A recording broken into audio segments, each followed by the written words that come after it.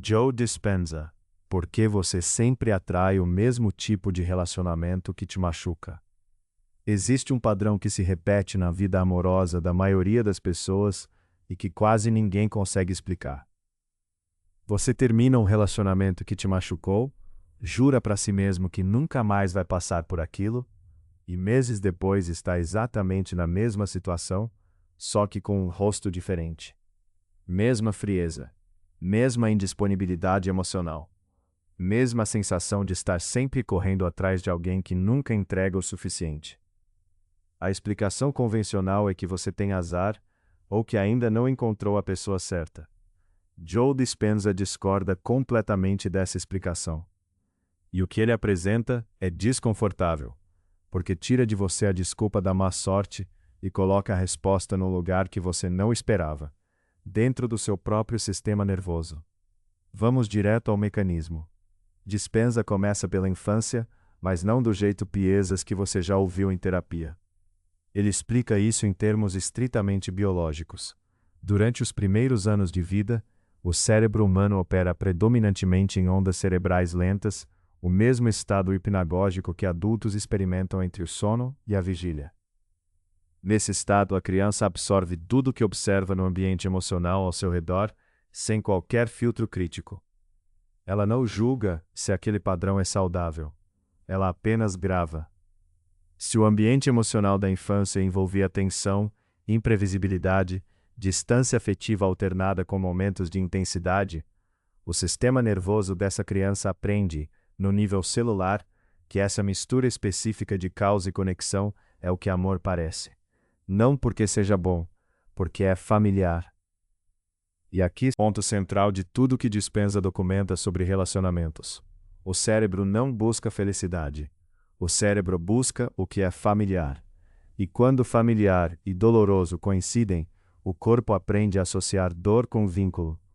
Isso explica por que pessoas emocionalmente disponíveis, estáveis, presentes, muitas vezes parecem entediantes para quem cresceu em ambientes emocionalmente instáveis. Não é falta de química. É excesso de segurança num sistema nervoso que nunca aprendeu a reconhecer segurança como sinal de conexão real. Você já deve ter sentido isso. Alguém gentil, disponível, consistente e uma sensação estranha de que falta alguma coisa, alguma faísca. E então aparece alguém imprevisível, quente e frio, difícil de decifrar e o corpo inteiro acende. Isso não é atração espontânea. Segundo Dispenza, isso é o sistema nervoso reconhecendo um padrão químico antigo e chamando isso de paixão. Se você já sentiu essa faísca especificamente com quem te tratava mal e nunca com quem te tratava bem, comenta aqui embaixo o momento em que você percebeu isso pela primeira vez. Vale a pena ler os comentários desse vídeo depois, porque esse padrão é muito mais comum do que qualquer pessoa admite em voz alta. Agora, o que mantém esse ciclo se repetindo mesmo depois que a dor fica óbvia? Dispenza aplica ao campo emocional o mesmo princípio que ele usa para explicar vício em qualquer substância. Quando um determinado estado emocional é vivido repetidamente, as células do corpo desenvolvem receptores específicos para as substâncias químicas associadas àquele estado.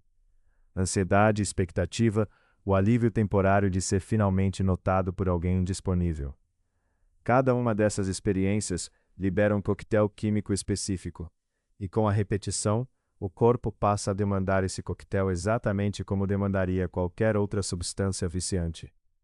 Isso significa que, biologicamente, você pode estar programado para buscar inconscientemente a mesma dose, não a pessoa, a dose, e é exatamente por isso que a lógica consciente falha tantas vezes nesse território. Você pode saber racionalmente que aquele tipo de relacionamento te destrói.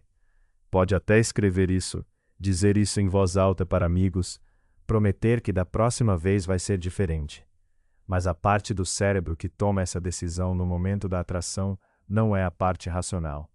É o corpo emocional operando no piloto automático de um programa gravado décadas atrás. Dispenza chama isso de viver do passado. O corpo biologicamente está preso a uma química específica e a mente segue o corpo, não o contrário. Aqui está a parte que a maioria das pessoas nunca ouviu, porque destrói a narrativa confortável de vítima do destino amoroso. Você não está apenas atraindo esses padrões, você também está, sem perceber, sabotando o oposto. Dispenza documenta um fenômeno específico entre pessoas que finalmente entram num relacionamento saudável depois de anos de padrões destrutivos. Num certo ponto, quando as coisas estão calmas demais, seguras demais, previsíveis demais, essa pessoa começa a criar conflito onde não existia. Provoca discussões sem motivo real, se afasta emocionalmente sem explicação, sabota o que está funcionando. Por quê? Porque o corpo viciado na química da instabilidade interpreta a paz como a ausência de estímulo. E a ausência de estímulo, para um sistema nervoso condicionado ao caos, é experimentada como vazio, quase como tédio fisiológico. Então o corpo, de forma completamente inconsciente, recria a turbulência que ele reconhece como normal. Isso não é fraqueza de caráter. É biologia rodando um programa antigo sem supervisão consciente. Escreve nos comentários se você já se pegou provocando briga, se afastando ou desconfiando de alguém exatamente no momento em que a relação estava boa demais. Esse é um dos sinais mais claros de que o corpo está sabotando a própria paz. E quanto mais gente reconhecer isso em si mesma, mais fácil fica de quebrar o padrão coletivamente. Então, como se quebra esse ciclo, segundo o que Dispenza propõe? O primeiro passo não é procurar outro tipo de parceiro. É reconhecer com honestidade brutal qual estado emocional específico você está inconscientemente perseguindo quando se sente atraído por alguém. Pergunte a si mesmo o que exatamente essa pessoa te faz sentir nos primeiros momentos. Se a resposta envolve ansiedade misturada com esperança, incerteza misturada com desejo de aprovação, você provavelmente identificou a química antiga, não uma conexão nova. O segundo passo é o que Dispenza considera o verdadeiro trabalho: reprogramar deliberadamente o que o seu corpo reconhece como familiar. E isso não acontece só pensando diferente. Acontece sentindo diferente, de forma repetida e intencional, até que um novo padrão se torne tão gravado quanto o antigo. Dispenza sugere um teste simples que qualquer pessoa pode aplicar antes de se envolver com alguém novo, exatamente para separar a atração real de reencenação do passado. A primeira pergunta é o que você sente no corpo, fisicamente, nos primeiros encontros. Se predomina uma leveza tranquila, mesmo com alguma timidez natural, isso tende a ser conexão genuína. Se predomina uma ansiedade que parece emoção intensa, um alívio quando a pessoa finalmente responde à mensagem, uma sensação de estar sempre um passo atrás, tentando ser suficiente. Isso é o corpo reconhecendo o roteiro antigo, vestido com uma cara nova. A segunda pergunta é ainda mais reveladora. Você se sente mais você mesmo perto dessa pessoa, ou se sente constantemente ajustando quem você é para não perder o interesse dela? Dispenza afirma que relacionamentos que reproduzem trauma quase sempre exigem contração, uma versão menor e mais vigilante de você. Relacionamentos que curam, mesmo quando exigem coragem, permitem expansão. A técnica que ele ensina para isso envolve meditação ativa, onde a pessoa não apenas visualiza um relacionamento saudável, mas gera no corpo, através da emoção, a sensação física exata de segurança, calma e conexão genuína, sem esperar que nenhuma circunstância externa produza isso primeiro.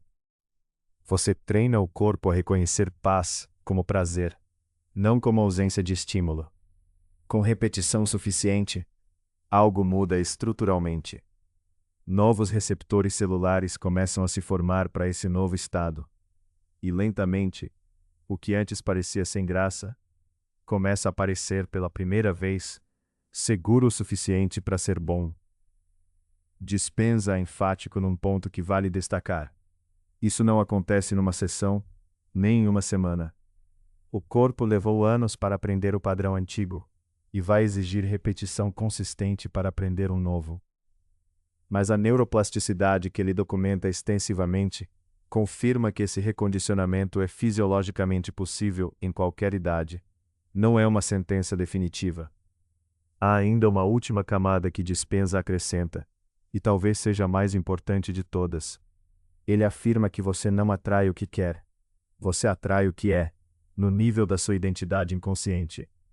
Isso significa que a pergunta real nunca foi: por que você atrai pessoas erradas? A pergunta real é quem você está sendo, biologicamente, no momento em que essa atração acontece. E se essa identidade inconsciente ainda carrega o padrão químico de uma criança que aprendeu a confundir caos com amor, o campo vai continuar te apresentando parceiros que confirmam exatamente essa identidade, não importa quantas vezes você troque de pessoa.